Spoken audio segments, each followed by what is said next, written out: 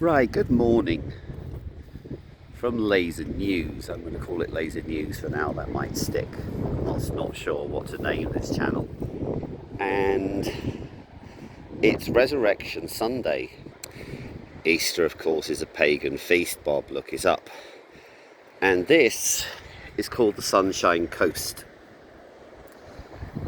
And this, I think, is the best resort in the whole. And of course I would do as a good old Essex boy. You know, anyone from Essex will tell you that it's a notorious town. Now, this coast I think should be renamed the Freedom Coast. I'll tell you why, and I'm a bad cameraman. So you see over right in the distance, you can't see it. You can see it if you're really looking. I don't want to fall down the cliff. Is Walton Pier. And then beyond that is Harwich, and beyond that is Felixstowe. I am this morning. Now, some people know this, but today is the anniversary of the birth of commercial radio in this country. And, to switch the camera, it came from out there, because we've got a recurring theme in this country. We've got Keir Starmer trying to regulate and shut down the internet. And the BBC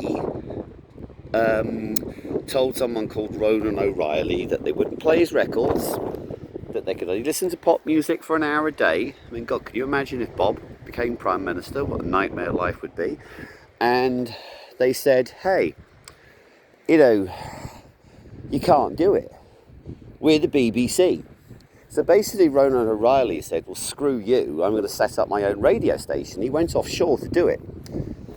And I think that's given me an idea for the current day.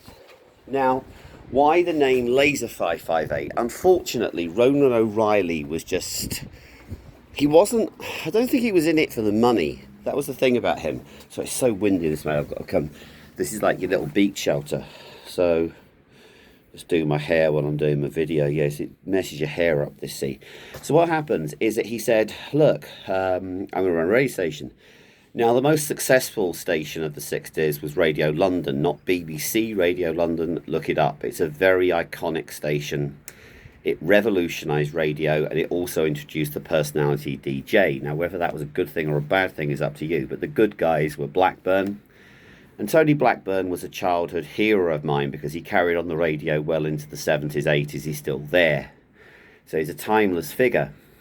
And in the 80s, a station came that was perfectly legal called Laser 558. It was on 558 kilohertz, and it had the best signal because it was a better signal than Radio 1.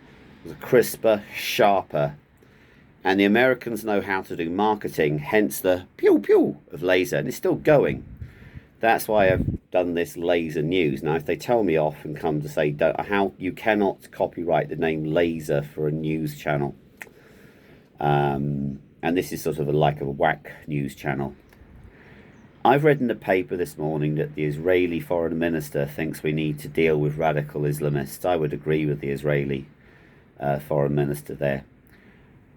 This country can turn it around. This country can turn it around. This country can win. Now, whatever his faults, which were considerable, because he was complicit in genocide, Winston Churchill led this country round. This country can fight back.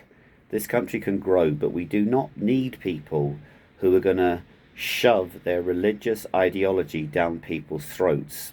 And that's what radical Islamists do. But sadly, we've got these muscular Christians roaming round the park, pushing people over, slandering, things like that. So we need to sort of deal with that too. My personal choice is that I am a Christian.